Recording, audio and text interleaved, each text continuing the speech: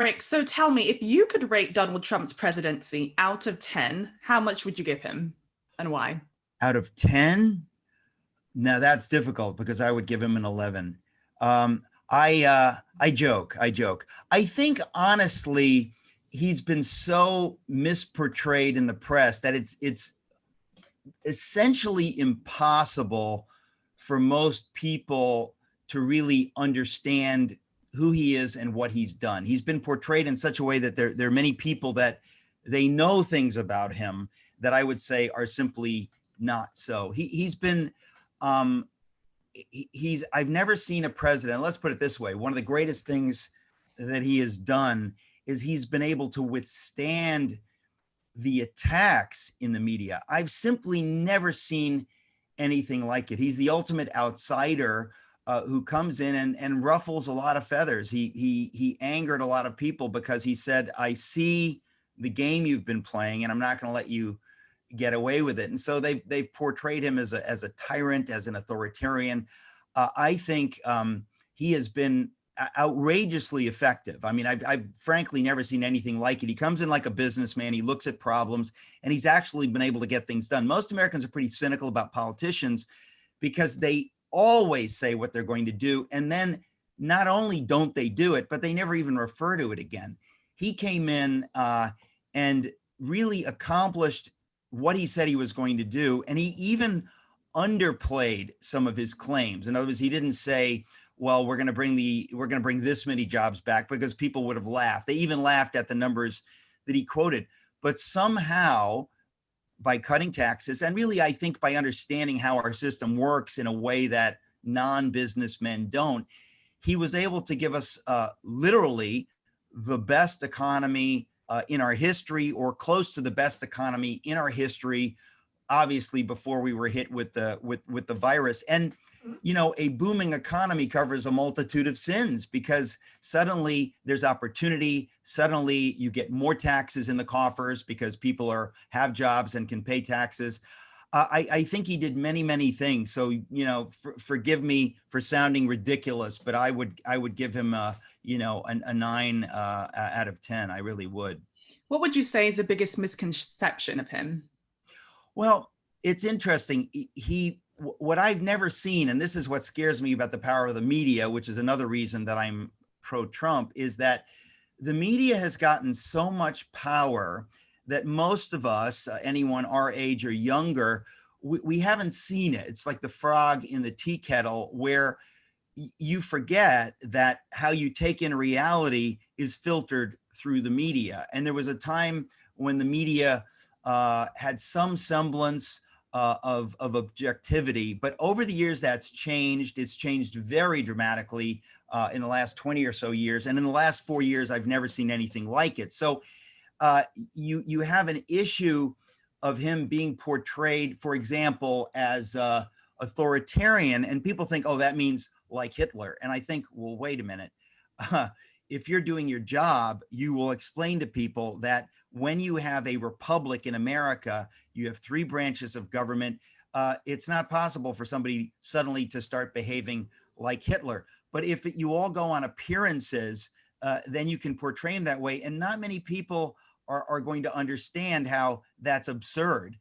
And so he has been portrayed as this selfish, authoritarian figure. He has an infinite number of times been called racist. I mean, I consider it really despicable that he has been tagged that way, but it's a kind of a scorched earth policy. And there are many people who firmly believe he's racist. They firmly believe he has done or said things that in fact he didn't say or do. So it's really hard to argue, because people say, but I've heard it a million times. They can't even imagine that it's not true. I mean, when in Charlottesville, he said there are good people on both sides, he corrected that a number of times and explained he did not say there are some good people who are white supremacists or who are white nationalists. He never said that, but it was repeated so many times and so cynically that there are people that they'll believe that to their grave. And that, to me, is the disservice that the press and the media have done. And it's not just a disservice to the president. It's really disservice to the country and to the world, because let's at least get the facts right. If you hate him for what he really did and what he really said. But we're at a point now where you really have to be spending a lot of time trying to figure out what he actually said and what they said he said. But don't you think that the president kind of puts himself in these situations sometimes? I mean, if you go back to the first presidential debate, he didn't want to condemn white supremacists. So sometimes don't you think that he kind of, puts himself in the situation? I don't think that's true. In other words, I think that where he does get himself in trouble is, I think he's so annoyed that he's asked this question over and over and over. I mean, it's the famous thing when you ask somebody like, when did you stop beating your wife? It's one of those questions you just stop and you say, excuse me, I reject the premise. The idea that you are at this point asking me to denounce white supremacy is absurd. I have denounced white supremacists, white nationalists, the KKK innumerable times, but you're pretending that none of that happened, and you're coming at me just to get me, kind of just to goose me. And he took the bait, and I do blame him for that. In other words, he allowed his annoyance to get the better of him. And when he ought to have done, what we all think he might have done, that would have served him better. But I can understand his anger, because he keeps getting tagged that way, getting tagged as a racist and so on and so forth. And, most Black Americans that I know love him or like him, and don't think that he's a racist on any level, or that he's pro-white nationalist or pro-white supremacist. And those of us in the conservative movement don't even know anyone who's a white supremacist or a white nationalist. You see them as just an ultra fringe group, but they get propped up by the media as somehow being significant, when we would say, realistically, they're not significant. Everyone I know who's a conservative or a Christian, if you found anyone who was even slightly sympathetic to white nationalists or white conservatives, you would condemn them harshly. You wouldn't eat at the same table with them, because that is beyond the pale. And so the idea that there are a lot of people that don't think it's beyond the pale is itself, gaslighting. It's ridiculous. So that one is, pretty complicated. Now let's move on to Trump and Christianity. What would you say to people that say he's faking his Christianity just to get votes? Well, I don't think he pretends to be, an evangelical a Christian. I think these things are complicated. First of all, I think I think that's too cynical. In other words, I think what happened was he expected, when he ran for president, that the moralistic, Christian right would condemn him. And I think he was stunned when they didn't, because what he didn't know about Christianity, and what I think a lot of people don't know about Christianity, is at the very heart of our doctrines is this thing called grace. We're commanded to love our enemies. We're commanded to show grace. And so it is complicated, because we have to call out open sin. I mean, if the president is doing something in the Oval Office, we're going to say something about it. It doesn't mean that we can't pray for them and forgive them. But I think that he was startled by that. I also think that he feels, because of his past, he feels uncomfortable about pretending to be some kind of big Christian, because he realizes that, he's not somebody who's well read in the Bible or anything along those lines. But I do think that he is different from the man he was 15 years ago. For example, I think with the birth of his son, Barron, he really became dramatically pro-life. And I heard this story from a close friend of his, who told me that Trump said that he and Melania were both typical New York liberals, non-evangelicals. They were firmly pro-abortion, but the birth of Barron, who was a surprise, they didn't expect to have a child, changed both of them. And so, but I think the president, if you can believe it, is diffident about talking about that. So I don't think he understands Christianity the way we might, but I do think that he sees friends in the evangelical community that he didn't think he would see. And I think he also understands that there are many issues that are important to him. And it is ironic when you think about a man who lived most of his life as a playboy, as as somebody who was anything but a Christian. It's kind of funny though. I don't think he ever was anti-Christian. I just think he was one of those people that just lived his life independent of that. And something happened more recently. He began watching some televangelists on TV. And so I don't think that he is, he's cynical about that. I mean, I've spent enough time with people that know him, and I can say that I don't think so. I am glad he advocates for Christians and for religious liberty, and has been the most pro-life president in American history.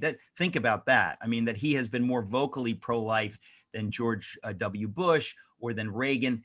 You know, that I just have to take that seriously. And it's for me, it means a lot, because he doesn't really need to do that.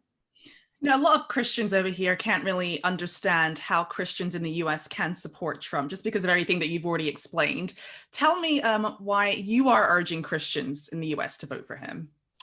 I think mainly I would say it has to do with the alternative. I don't think if you had a choice between Donald Trump and, you know, let's say somebody like, you know, a Democrat of 30 years ago, then we can have a conversation. There were many pro-life Democrats. It was a different day. Right now, I think there is no question that the very radical left, and when I say radical left, I mean Antifa and BLM, who are Marxist organizations, who are anti-Christian, anti-family, anti-liberty, they have gained enough control in the Democratic Party that when you elect somebody like a Joe Biden, that is who you're electing. You're electing AOC +3, as they call it, the squad. In other words, they have a lot of power and they want to bring socialism into America. And I would say, if you care about the urban poor, if you believe Black Lives Matter, which everyone I know does, you are obliged to vote against anyone who would ever flirt with socialism and big government, because those are the policies that have destroyed Black communities, that have destroyed Black families. We now have the evidence. 20, 30 years ago, you could say, well, we're not sure. We have the evidence. And I think most Black Americans have finally figured out that the Democratic Party has taken them for granted, grievously so, and has not improved their lot. And so I think if the choice were with a genuinely moderate Democrat, we could have a conversation. But Trump, to my mind, has enacted policies that are consonant with religious liberty, with understanding the basics of how the American system works. And that on the other side, you have somebody that really would, whether intentionally or because he doesn't have the power to stand up to the leftists, would take us in a very radical direction, which would harm people and would mostly harm the poor. If I didn't firmly believe that, it would be another story, but I'm convinced of that. And so I think that if you care about Black lives, if you care about people who are struggling, you have to vote for the guy who is going to increase jobs, increase opportunity, help the economy. I think Trump knows how to do that. I think he proved it once, and I think he will do it again. I really do. And so I hope people will take that seriously. How can we be praying for the election here in the UK? In the US? I mean, I think we can pray in the way that we always pray that the Lord's will be done.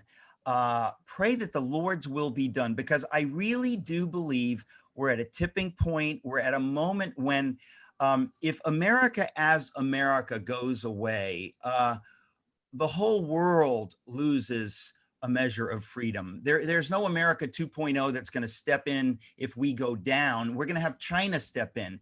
China is genuinely racist, genuinely doesn't believe in a biblical view of humanity, genuinely murders political prisoners for their organs to sell them. Horrible, horrible things that happen when your worldview is atheistic and communistic. That is who we're dealing with. And so a strong America, an America that believes in a biblical view of humanity, is our best bulwark against that kind of thing. And I really do believe that is God's plan. But if you're not sure, I simply say to people, please pray fervently that the Lord's will be done.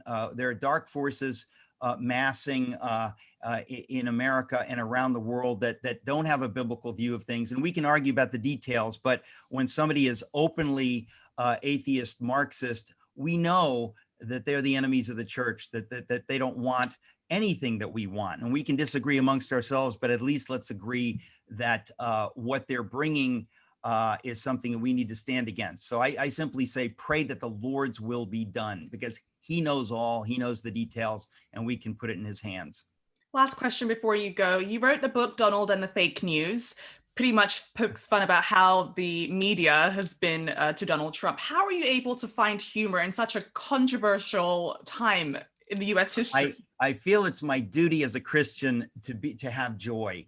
And I think to myself, first of all, I've been writing humor since I was in college. When I was at Yale University, I was the editor of the humor magazine. I've written humor for the New York Times and the Atlantic. It's just something I've done over the years. And I think oftentimes conservatives and Christians, except for the Babylon Bee and VeggieTales, praise God, and I had the privilege of working for VeggieTales, but a lot of times Christians or conservatives don't do humor. And I thought, we have got to be able to make fun of the other side in a way that SNL or whatever, makes fun of conservatives or of serious Christians.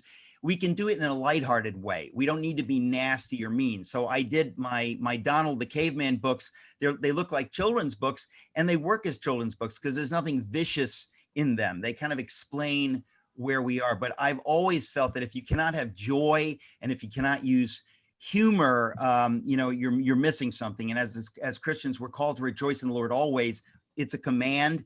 And so it means as bad as things are, we need to have some kind of joy. So that's one of the ways I express my joy.